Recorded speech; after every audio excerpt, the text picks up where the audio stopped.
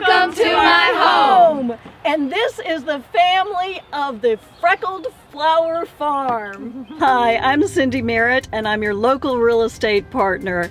And just like you, I live, work, and play in the Richmond, Virginia area and all around our wonderful surrounding counties. Today we are out at the Freckled Flower Farm. I just love saying that. And this is Sarah and this is Kelly, and we're at a family-owned local flower field. Yeah, so tell me what you guys do out here.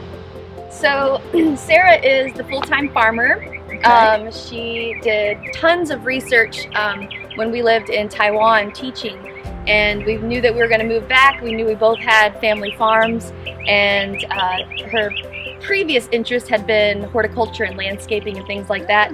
So it was like, okay, what can we do to utilize our farm? Because both of our dads have repeatedly teased us and said, you know, I know you're going to sell our land to McDonald's one day or something. So we wanted to make sure that they knew, no, we want to keep it in the family. So we looked at various things, growing mushrooms, microgreens, different things like that. But the market was kind of already saturated in that regards. So we stumbled across a video about flower farming and how that movement has come back in the U.S. And we're like, all right, let's make a flower farm. A flower farm, and here we are. Yeah. So Sarah, tell me, if somebody wants to get involved in flower farming, what do they do? What did you do to start this? Well, I stumbled upon a video. It's the Association of Specialty Cut Flower Growers. Okay. And I joined the association, and it's a wealth of knowledge, and they share everything. So I have people that have been flower farming for 20 years will answer my questions within the day or minutes, literally. Okay. So I read everything I could possibly read, and I just came out and I jumped right into it. So Like literally we flew home and the next day we were plowing. Oh my goodness. Okay. All right. So we came home in July, and I knew I needed to get things started. Let's see if this is going to work. So I think we had 3 beds, and we planted zinnias and sunflowers, and they And amaranth. came up like a Amazing. month early, and it was very, very successful. So Okay. I don't ever sell flowers to florists because we are the florists. Okay. We do weddings, events, deliveries. Yeah, We have subscriptions.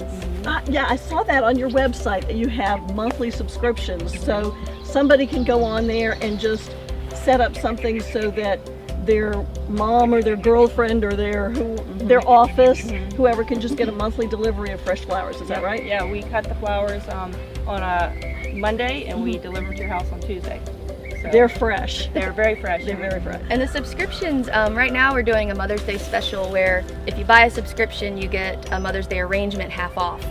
So we thought that could be a nice thing. And we'll send you a certificate that, you know, somebody can print out and give to their mom so they can see, oh, I got a, a subscription. So you're going to get them for, like, it's the Flower of the Month Club kind of thing. Yeah. Right. You do classes too, don't you? Yes. Talk to me about your classes. So it's a lot of fun if you and a friend or a group of people, you come out to the farm and we take you on a tour. We talk about flower farming. We teach you how to cut the flowers and answer any questions that you might have as a home grower. Okay. And then we give you a bucket and some snips, and you cut what you want.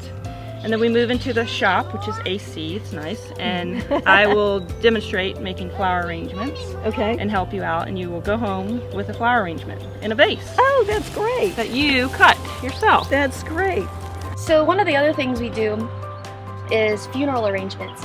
And strangely, that became one of our favorite things to do because we're so honored to get to provide this kind of last gift. That's really nice. What have you got here, Sarah? What did you want to show me? So I just wanted to show you how we start the flowers. We start everything from seed, either direct seed it into the ground, or we grow them under grow lights. And this is a tool that it's called a soil blocker, and you just have a mixture of soil, and you pack it like a sandcastle basically, and you squeeze the tool, and 20 blocks of soil come out. Okay. And then you place the seed, 1 seed on each block, Okay. and then a couple weeks later they sprout, and they're growing under grow lights for maybe 2 months. Okay. And once they get about this size, we just break them off and put them in the ground. So on this tray you can get 180 plants. On this tray right here, you One could tray. you have 180 plants. Holy cow, well that would be why you don't need a lot of ground to actually have a farm. It's hard to imagine, but this row, we can fit between 400 and 500 plants. So each of these little squares ends up, you know, being planted, and there's 400 to 500 plants, and then each plant, a lot of them have multiple stems, so you end up, you know, with over 1,000 flowers just in one row. And that's amazing to me, because when I look down this row, it looks like 50, yeah. 50 flowers or something. It's not that many, but to have 400 plants in that row is just amazing to me. Can we walk through here and maybe cut some flowers? Definitely. Okay, let's go. So when we cut our flowers, we cut them all the way down close to the ground. And we do that because wherever the flower is cut, they will produce 2 more stems. And then we'll have 2 more blooms, and then we'll cut those very low, and that'll be 4 more. So when you cut a cut flower, you want to cut it low, and that gives you, they know to grow taller. See, and I'm one of those who is afraid to cut them because I don't want to kill them. So, you know, I just have my little plant and let it bloom, and then it goes away. Yeah. But you're saying that if I actually cut it down, it keeps coming back and fills out even more. Right. Yeah, so we specialize in sunflowers. We plant 1,000 sunflowers every week. Wait a minute. 1,000 sunflowers every week? Yes. That's a heck of a lot of sunflowers. Yeah. And I might be crazy, but last week I planted 2,000. So just to see if I can keep up with it. Oh We'll my see. goodness. Okay. So they, sunflowers, the head of a sunflower is determined by the spacing that you plant the seed. So I've learned that about 4 inches apart is where I want to plant, and it gives me a nice head to design with. You can get big heads, but they're too big for my arrangements and they're heavy. Oh. So if you want big heads, plant your sunflowers further apart, some seeds. Okay. And our sunflowers are pollenless, so they don't drop that yellow pollen, which is nice. Very good. Saves on the allergies too. Yes. Right. Okay. Yeah. We have cows, and I move the feeder around each month in the winter, and then we move the feeder to another field for the next time, and we'll go back out in the spring and we'll till that area and we'll scoop it. So every bed here has about 8 scoops of cow dirt. Oh, So lovely. that's our secret for. So they're very well fertilized. They are. So we don't spray anything for pesticides because we're using the good bugs to fight the bad bugs. So if you see wasps flying around, it's great because they're eating the aphids that are eating the holes in the blooms. Gotcha. So okay. we fight them with the good bugs. All right. So everything is basically then organic. Correct. Between the cow poop and the good bugs, we're organic out here. We're organic, Okay. and if we fertilize weekly with a seaweed fish emulsion, which is quite fragrant, I but bet. the flowers love it. Okay. Glad we're not out here that day. Yeah.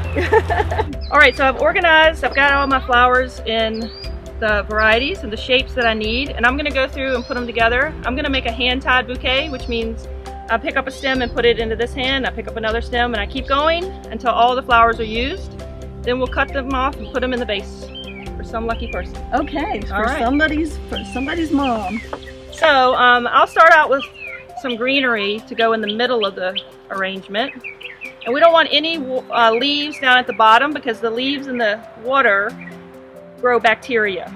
And that's what's going to kill your plants faster. So a little tip, keep your leaves out of your water, change your water daily, and your flowers will last even longer.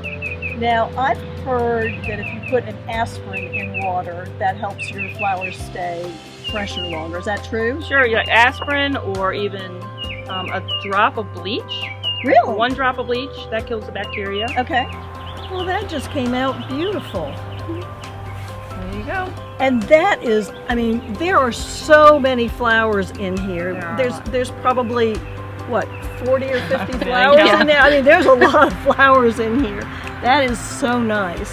Thank you. So if you have an event coming up, or if it's Mother's Day, or even Father's Day, or graduation, or a wedding, or you just want some beautiful flowers in your home, come on down to the Freckled Flower Farm and make yourself at home. You'll be really glad you did.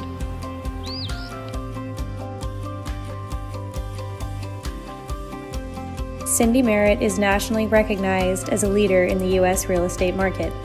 Of the more than 35,000 realtors in Virginia, the American Institute of Real Estate Professionals consistently ranks Cindy in the top 10 best realtors in the state.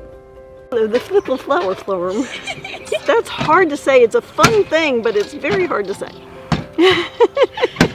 Make Yourself at Home is sponsored in part by Paul Adams, branch manager and nationally recognized senior loan officer with Prime Lending, a Plains Capital company.